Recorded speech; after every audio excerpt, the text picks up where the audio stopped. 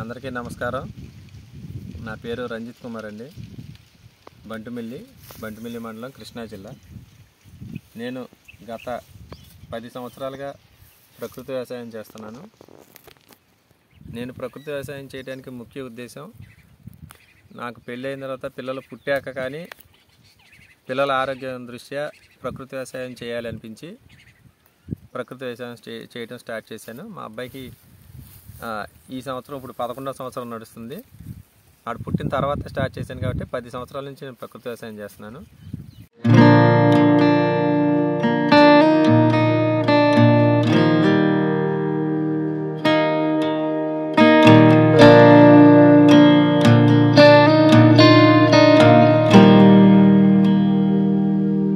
మొదటగా నేను ప్రకృతి వ్యవసాయంలో పండించిన వరి ధాన్యం వచ్చేసి నవారా అండి.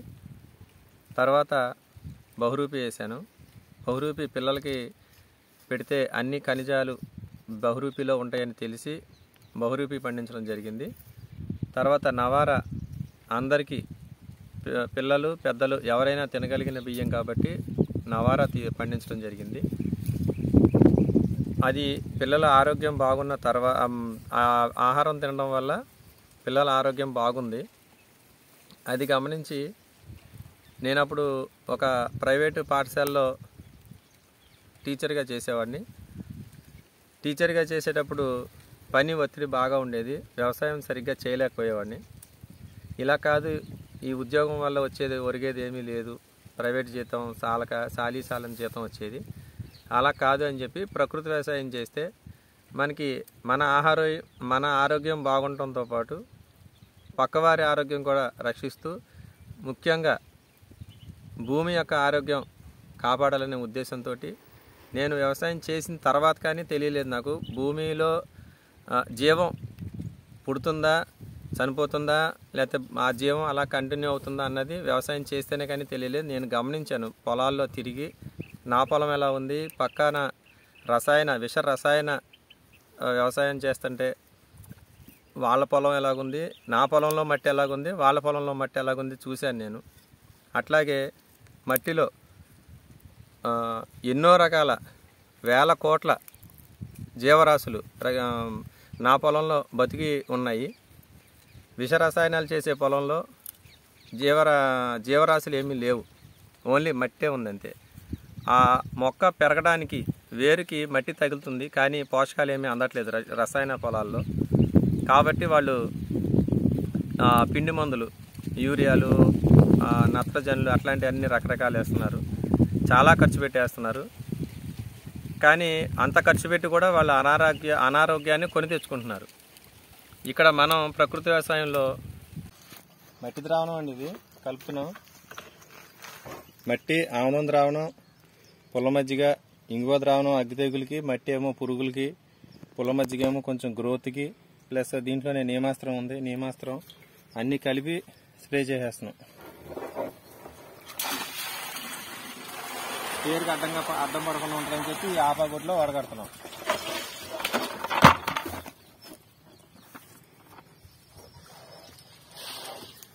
చూపించు, ముందుగానే ఇలాంటి ఫిల్టర్ నెట్లో ఫిల్టర్ చేసుకుంటే మనకి స్పేర్కి అడ్డం పడకుండా ఉంటుంది. ఇందులో ఉన్నంత వరకు ఉంటుంది.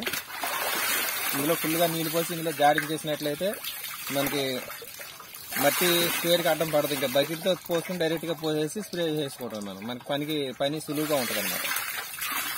పేడ కూడా ఇలాంటి దాంట్లో వేసి మూట కట్టి ఇందులో వేస్తే మనకి స్ప్రేకి అనేది అడ్డం పడదు అనమాట.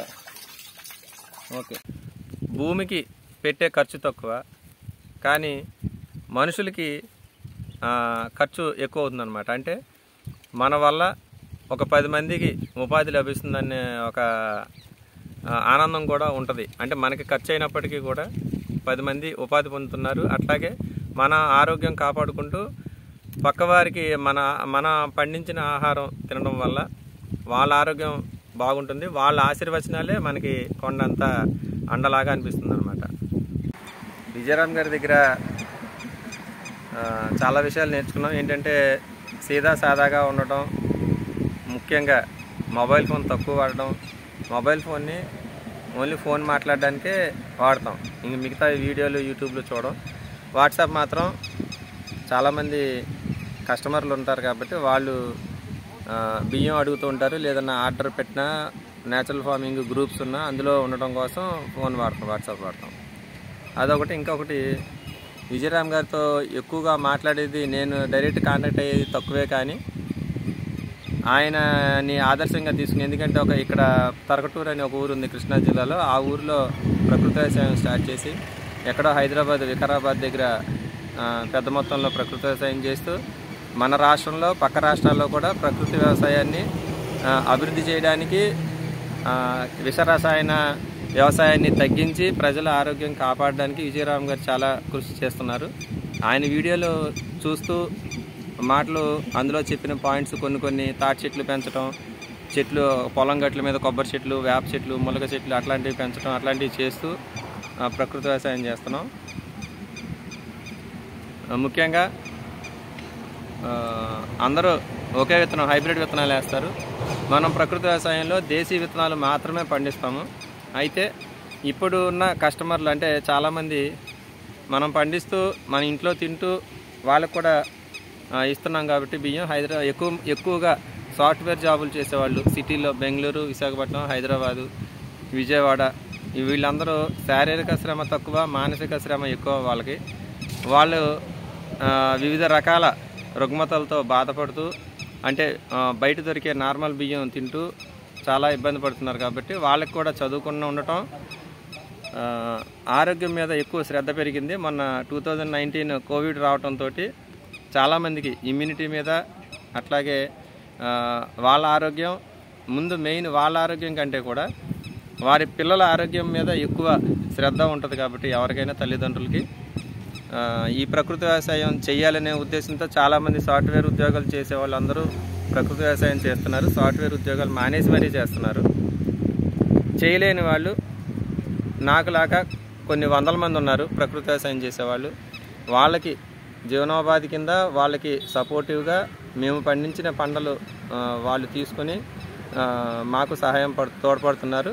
అయితే వాళ్ళ కోరిక మేరకు ఒక్కొక్కసారి హైబ్రిడ్ విత్తనాలు కూడా వేయాల్సి వస్తుంది. అందులోనూ ఓన్లీ ముఖ్యంగా ఎక్కువ మంది డయాబెటీస్తో బాధపడుతున్నారు కాబట్టి దానికి సంబంధించిన బియ్యం ఏంటంటే నవారా అన్నమాట. నవారా అనేది షుగర్ వ్యాధిని తగ్గించే గుణాలు చాలా ఎక్కువ దాంట్లో. అది సర్వరోగ నివారిణి నవారా అనేది. త్రేతాయుగం నుంచి ఉంటున్న విత్తనం నవారా. దానిని సంస్కృతంలో నివారిణి అని పిలిచేవాళ్ళు. మన వాడుక భాషలో అది నవారా అయిపోయింది.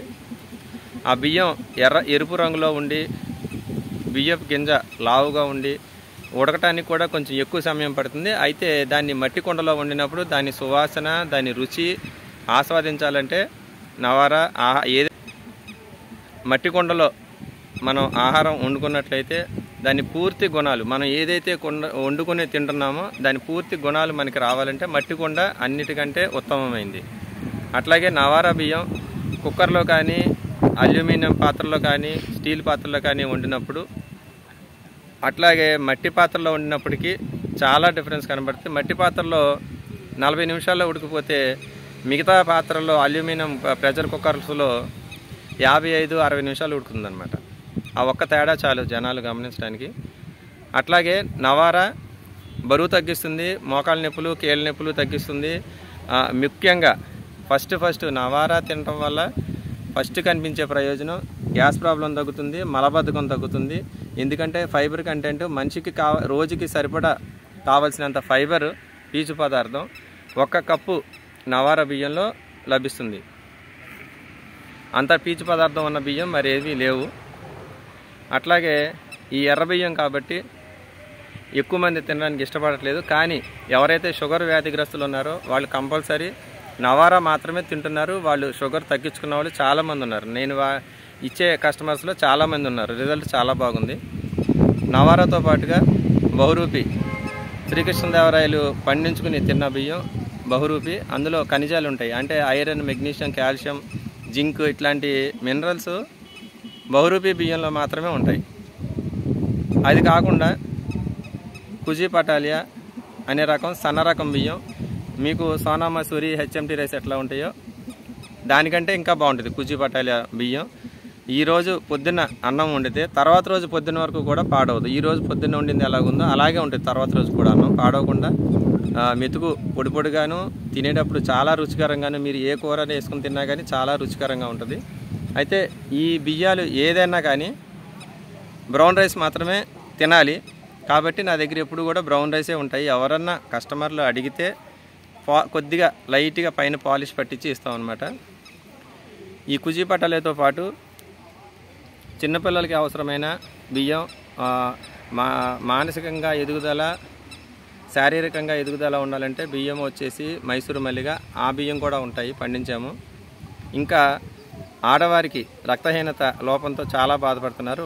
అలాంటి వాళ్ళ కోసం రాజముడి, రక్తశాలి, రత్నచోడి ఇట్లాంటి రకాల బియ్యాలు కూడా పండించడం జరుగుతుంది. నా దగ్గర అన్ని రకాల బియ్యాలు ఉంటాయి. రక్తశాలి బియ్యం పేరులోనే ఉంది రక్తశాలి అని, రక్తం పడుతుంది. రత్నచోడి అనే బియ్యం పూర్వం రాజుల కాలంలో సైనికులకు శ్రద్ధగా రత్నచోడి బియ్యం తీసి వండి పెట్టేవాళ్ళు అనమాట. ఎందుకంటే శారీరక పుష్టి కోసం పెట్టేవాళ్ళు. ఇప్పుడు యువత ఎవరైతే ఉన్నారో బాడీ బిల్డప్ చేసేవాళ్ళు, అంటే జిమ్కి వెళ్ళి శరీరం దృఢంగా పెరగాలి అంటే వాళ్ళకి ఉపయోగపడే బియ్యం రత్నచోడి అండి. చాలా ఉపయోగకరంగా ఉంటుంది. ఇంకా మాపిల్లై సాంబా అనే బియ్యం ఒకటి. ఇవి ఎవరైతే వివాహం జరిగి చాలా కాలం వరకు పిల్లలు పుట్టకపోయినా, పిల్లలు పుట్టే అవకాశం తక్కువగా ఉన్న వాళ్ళకి ఈ మాపిల్లై సాంబా బియ్యం కానీ భార్యాభర్త ఇద్దరు 6 నెలలు తిన్నట్లయితే వాళ్ళ శరీరంలో ఉన్న హార్మోన్ ఇంబ్యాలెన్స్ అనేది తగ్గి హార్మోన్ బ్యాలెన్స్డ్గా ఉండి పిల్లలు కలిగే అవకాశం చాలా ఎక్కువ అన్నమాట. ఇది ప్రూవ్ కూడా చేశారు. ఆవుల మీద దీన్ని ప్రయోగం చేసి మంచి రిజల్ట్ సాధించారు. తర్వాత మనుషులు కూడా తింటున్నారు. ఇది మాపిల్లై సాంబా అనేది తమిళనాడు ట్రెడిషనల్ రైస్ అండి. అది పూర్వం తమిళనాడులో పెళ్ళికి ముందు పెళ్లి కొడుకులకు ఈ మాపిల్లై సాంబా బియ్యం తినిపించి వాళ్ళకి ఒక 80 కేజీలు 90 కేజీలు గుండు రాయి ఎత్తి వెనక్కి విసిరేవాళ్ళన్నమాట. ఎందుకంటే నడుం బలం చెక్ చేయడం కోసం, వాళ్ళ స్టామినా ఎంత ఉందో తెలియటం కోసం మాపిల్లై సాంబా తమిళనాడులో వాడతారు, ఇప్పటికీ వాడుతున్నారు. అది మాపిల్లై సాంబా అనేది 9 అడుగుల హైట్ పెరుగుతుంది. ఇదే చేలో కింద సంవత్సరం పండించడం జరిగింది. ఇప్పుడు ఈ పొలంలో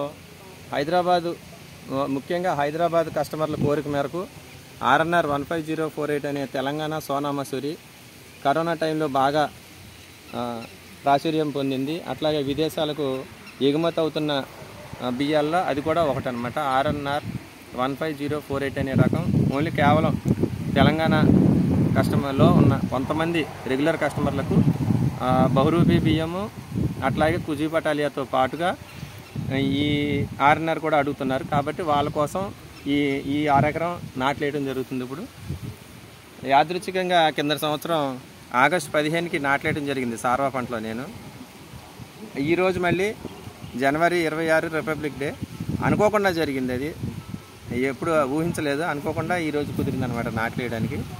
అదొక సంతోషకరమైన వార్త ఘట్టం అనమాట.